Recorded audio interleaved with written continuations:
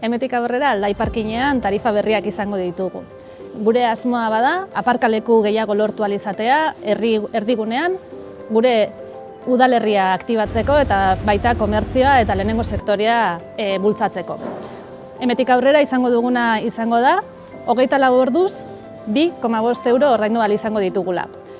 Lehenengo ordua proportzionalki ordainduko dugu eta hortik aurrera 24 ordu 2,5 euro.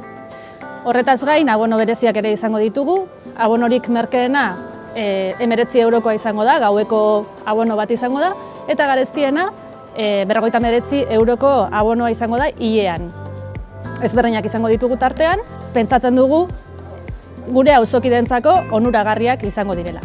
Abenduaren 9-tik aurrera, Apilek gainera gure komertzioetan, 62 komertzioetan izango dituzte eskuragarri baleak edo deskontuak, euro bateko deskontua, Aldai parkinean aplikatu ahal izango dena. Beraz, egun horretan gure parkina geratuko litzateke euro eta 5 zentimotan.